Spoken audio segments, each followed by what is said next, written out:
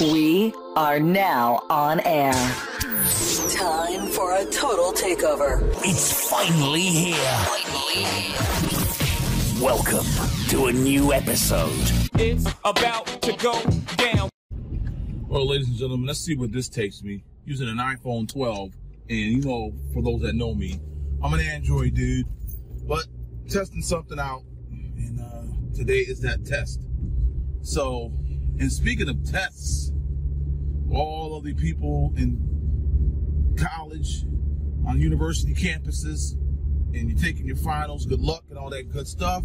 May God bless you with the knowledge and the wisdom and the understanding to ace those tests. Manufactured crises. That's what I want to get into this morning. And this dawned on me last night. And it just has been dawning on me, but it all came to a head last night. Obviously, you know, the 8 years of the Barack Hussein Obama administration was one of the most radical regimes to have ever set foot in that White House. But just in the mere year and a half, almost, of the Biden presidency, and I hate to even say that, but he will be referred to as the former Vice President, Sleepy Joe Biden. I will not give him that title that he supposedly holds. So, former Vice President Sleepy Joe Biden, in his first year and a half, and it's not even that he's been able to get everything passed like he wanted. He got that $1 trillion so-called economic recovery stimulus, whatever the hell you want to call it. And due to the situations of COVID, continued on with the recovery package that was set in place by the prior administration when President Donald J. Trump. Well, Trump was ready to say, hey, it is time to boost our economy, get our economy. It wasn't that bad, even with COVID. It wasn't that bad. But when former Vice President Sleepy Joe Biden was placed in the White House, and he started to veer far, far left. The man has never been this far left in his political career. Let's get that straight. We all know this. Yeah, he's a Democrat, but he hasn't been a far left, this numbnut moonbat like he is right now. And the far left base of his party is pushing him almost over the ledge. But these manufactured crises, and I want to talk about one in particular right now, and I think I talked about it the other day, may not have. The baby formula shortage. Now, here in America, ladies and gentlemen, how in the world, and what would you ever think in your lifetime, living here in America, that baby formula, you know, people can say, oh, you breastfeed. There are women that can't breastfeed.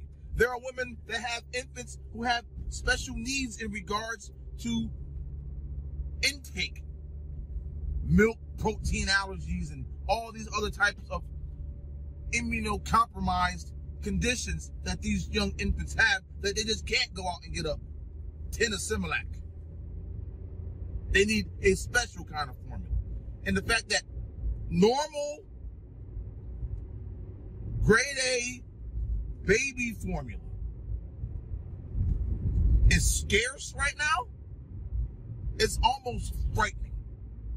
This is where we're at in America right now, where we have a shortage of baby formula. Well, you look at everything that is going on. The economy is in the tank.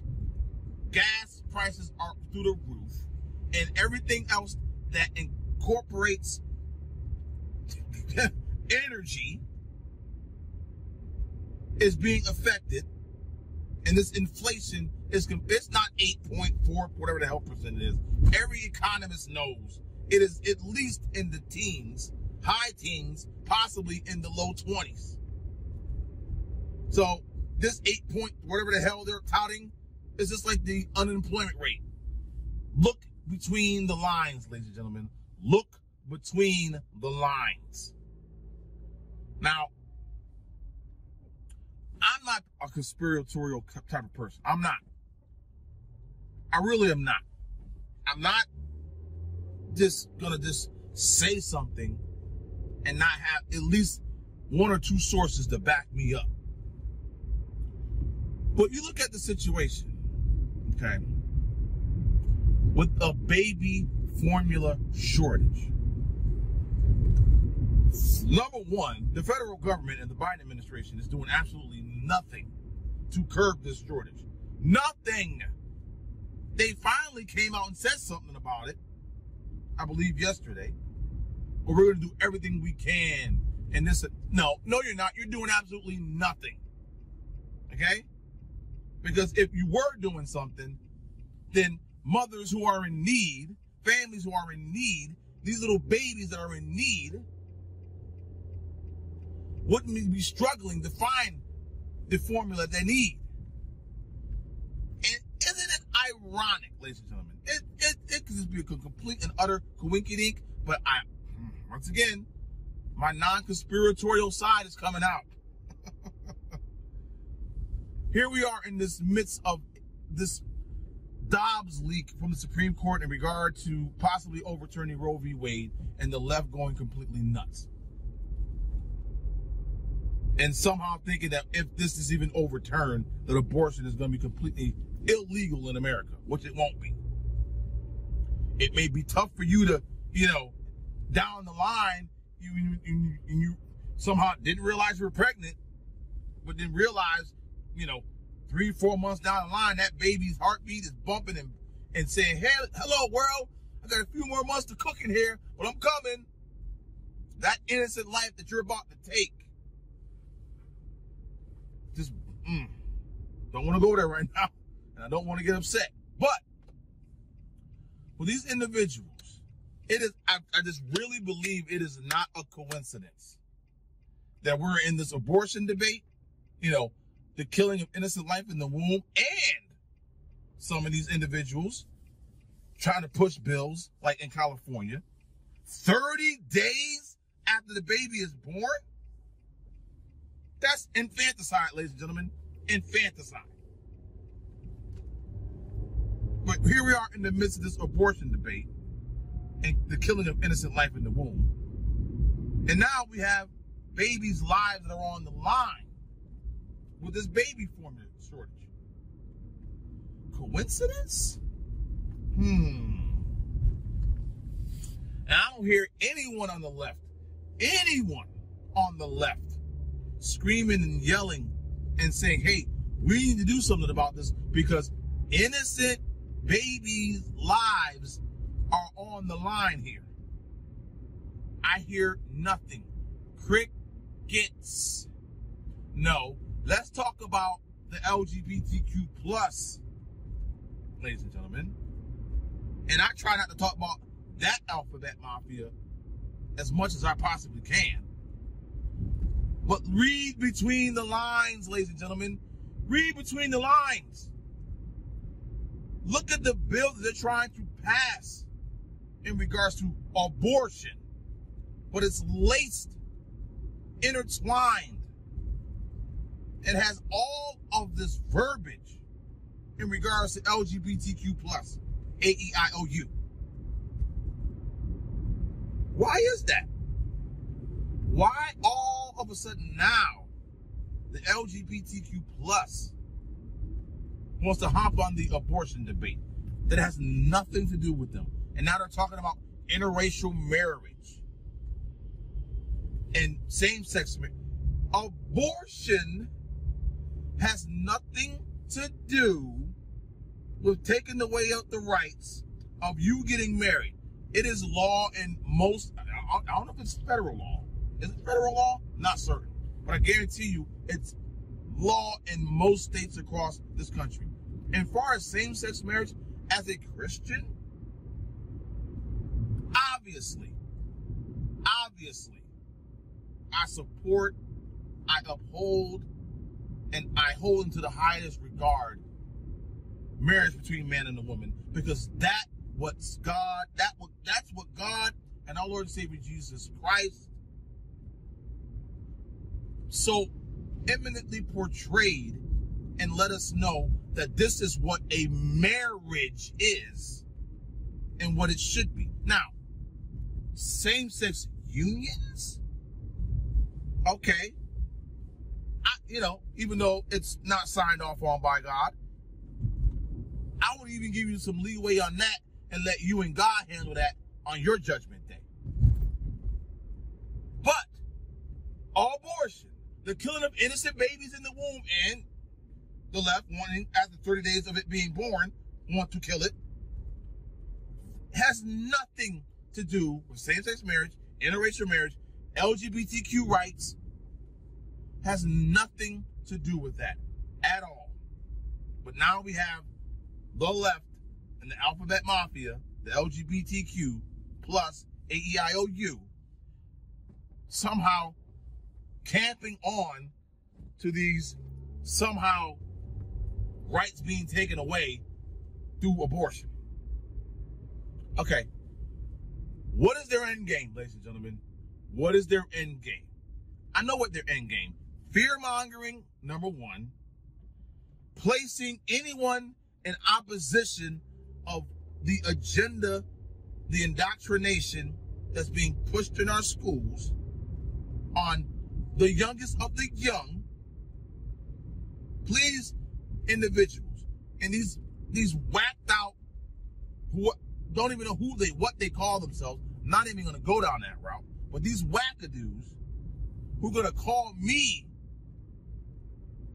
homophobic because I'm not down with this gender, sexual orientation indoctrination trying to be shoved down the throats of kindergartners through third graders. Now, even after that point, ladies and gentlemen, 4th grade, 5th grade, and up, 6th grade, ladies and gentlemen, you're still friggin', I don't know, maybe not. 4th grade, maybe. I think 5th grade at the most. I think it's 4th grade. 4th grade age. You're still freaking losing and getting teeth in your damn mouth. But yet, let's shove down the mouths of these 4th graders. Gender reassignment, gender identity, sexual identity, critical race theory, and the like. It's because it's all lumped in together. Any out of bounds leftist ideology is all being lumped in together. And if you are against it in any form or fashion, then you're a racist, you're a bigot, you're a homophobe, you're a whatever phobe or ist that the left wants to call you. And ladies and gentlemen, let me just fix my camera just a hair. Ladies and gentlemen, the conflict between good and evil is on full display right now. And that's where we're at. Good versus evil. And these individuals, and I'm thinking to myself, so why is the LGBTQ plus AEIOU alphabet mafia trying to interlink and intertwine into this abortion debate and basically trying to take it over? Because this is what they do. Whatever debate that may be unfolding, they will dip their feet into it and then wave around in the wave pool and figure out a way how to somehow demonize the opposition.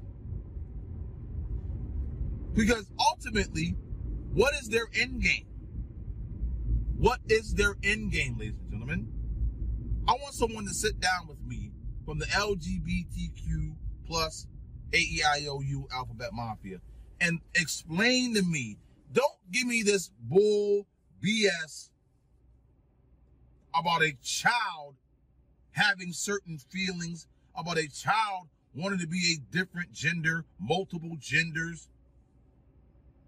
No. This crap wasn't around when I was young, when I was growing up, and it just seems to be this push towards it, this outright onslaught of indoctrination. And I'm thinking to myself, what again is the end game? What are they trying to do? I know what they're trying to prove. I know what they're trying to do behind the scenes. But what is their end game? Someone needs to explain that to me. Now, with that, I'm going to move on to another topic, and it's crazy that we're even talking about this, okay? It's insane that we're even talking about this. Competency of former Vice President Joe Biden. So, he was at a press conference, yesterday, I believe. And as he's ending the press conference, someone or some individuals start shouting questions out. The person is blue plastic stop sign. It's S-T-O-P. Stop. You don't blow through it, numbnut. But anyway, he was at a press conference and he was rushed away as soon as one or two individuals started asking him a question. I believe it was about the economy and inflation. And what are we expected to see high prices for months to come? Or something to that effect. I'm paraphrasing. Just think, ladies and gentlemen, if one President Donald J. Trump was at a press conference, and we all know that Trump answered almost any reporter's questions to a degree, depending on his schedule. He didn't get rushed away. He wasn't going up to the mic and saying, well, I'm supposed to take questions for this person, or I'm not allowed to take any questions, or I'm not allowed to do this. So just think if President Trump was rushed away like that. The coverage of that rush away would be as if someone was on a murdering spree. Yes, that's how the left and the mainstream media would be all over it. But former Vice President Sleepy Joe Biden will get a pass, will continually get a pass throughout his presidency. And as this man gets older, as the days, weeks, months, and the rest of this first term of his presidency continues,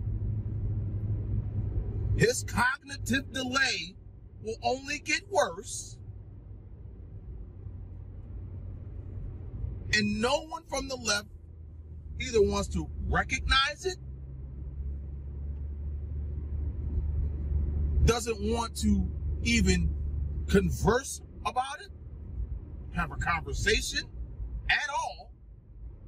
They push it aside as if it doesn't exist, even though they know damn well that man is cognitively delayed, affirmed in some way. And the word I think that he has is frontal temporal something, and the word is not coming to me right now. But we all know he is not the man of 20 years ago that at least could somehow in some way form and speak a coherent sentence. So if we have a situation where we have a president that can't answer a question from the press and is being rushed away by his handlers because they're afraid of what he's actually going to say or go off script. And we're only a year and a half into this presidency. Year and a half.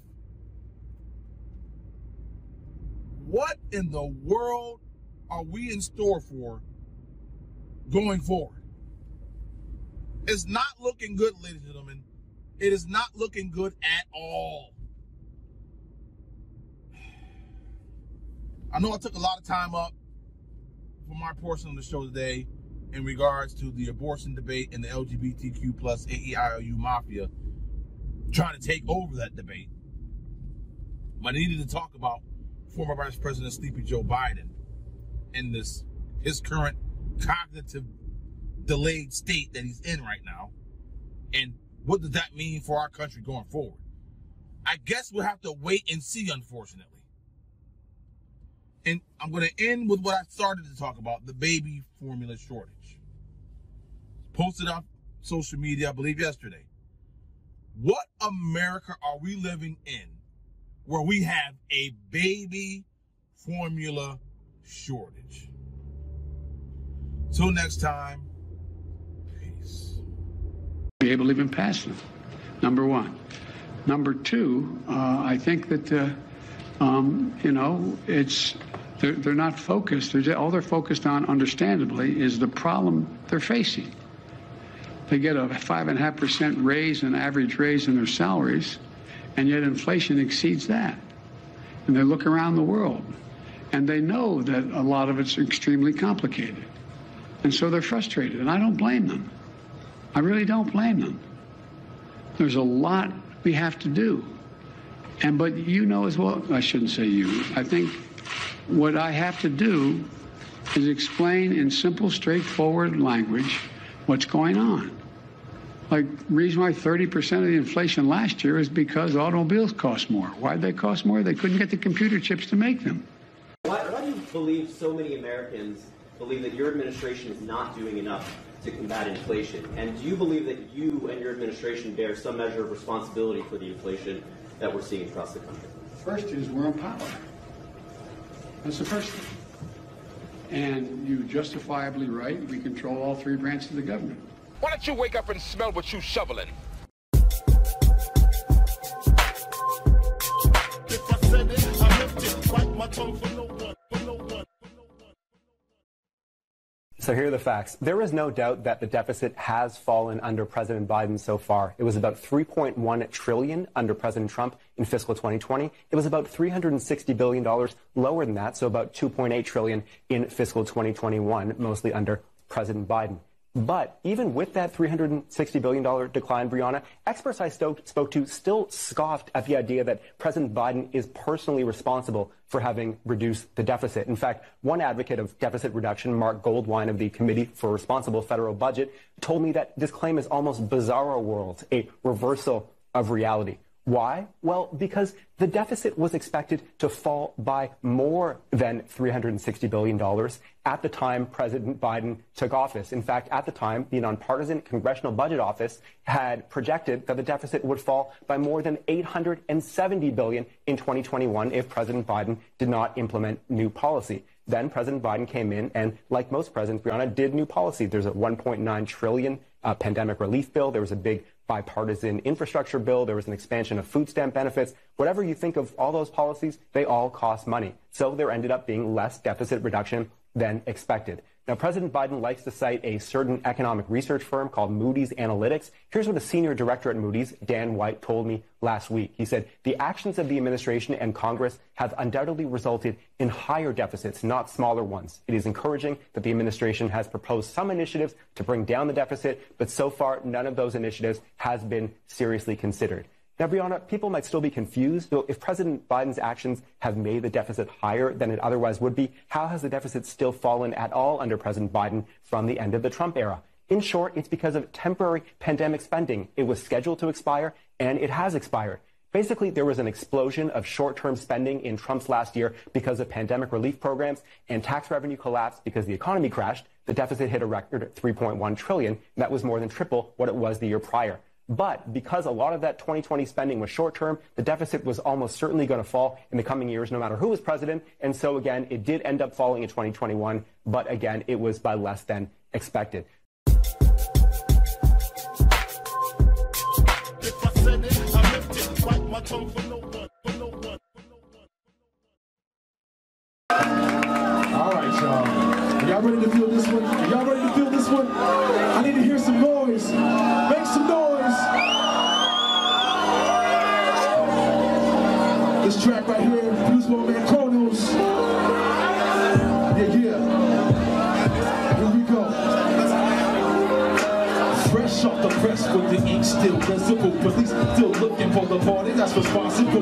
Being smeared in the news and police blotters. I need to sustain and maintain. New concepts go further in depth. Like a gymnast, I don't bounce your step. Must become points from your final tabulation. Always being hampered by your hesitation. My rhyme style and musical production has been set apart from those who oppose my musical inclination. The frustration has taken over your soul. You don't have control. Combining elements, usually separate. Shouldn't take the reins in your hand, though it's delicate. Need a firm hold on your lyrical control before life takes its toll. Feeling this hip-hop swing, get shelter from the rain, broadcasting to the world. Yes, you've got to grow this. Based on the paragraphs that I've stashed with this type of an occasion, equation of beats and rhymes have tilted and shifted. Haters and pimps, let's get uplifted. This marathon of life that we're traveling. Form the miles, it's a show that's challenging. Your conscience to developmental fitness. Proceed with caution when I'm fostering. Attitudes which can prove resentment. Never deal with artificial but the permanent. Structure that's in place in disgrace. The warning of hip-hop, you can't waste all your time and energy. This place in the ministry I set forth, put out the torch. Time to regain that momentum. Lot of souls to reach, here's the rhythm.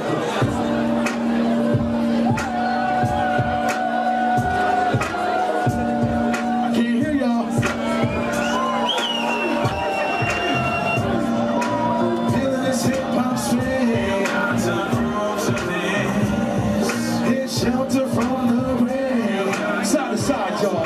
Side to side, y'all. Broadcasting to the world. Side to side, y'all. Side to side, y'all. You must be prepared for this rugged terrain. Somewhat confused, let me explain. In order to maintain a proper perspective, you must remain cool, calm, and collected. Behavior always respectful, non-confrontational, leads to my musical intuition based on precision. Placement of my best compositions won't relinquish this position. Days in the haze by this transformation. This illustration, colorful and vibrant, an extension that I forgot to mention. Relieving tension and stress induced, bringing relief from the songs I produce. I must release my faith and positivity. Bridge the gap with vulnerable contact. Come on, come on, come on. You got to groove to me. Side to side, side to side. Come on, come on. Side to side, side to side, side to side. Come on, come on. Side to side, side to side. You got to groove to this. Oh, you got to groove to this.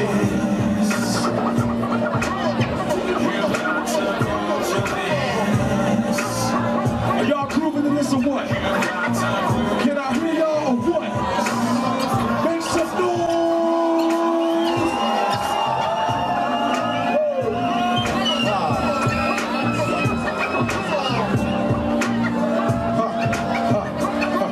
Break it down. You got to groove to this. You got to groove to this. You've got to groove to this. You've got to groove to this. You've got to groove to this. You've got to groove to this.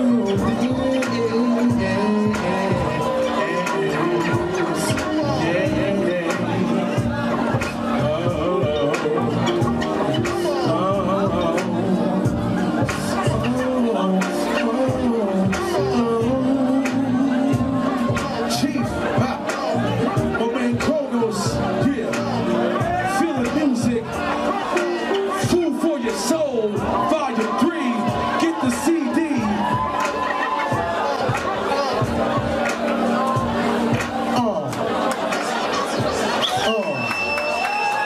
Merci, merci.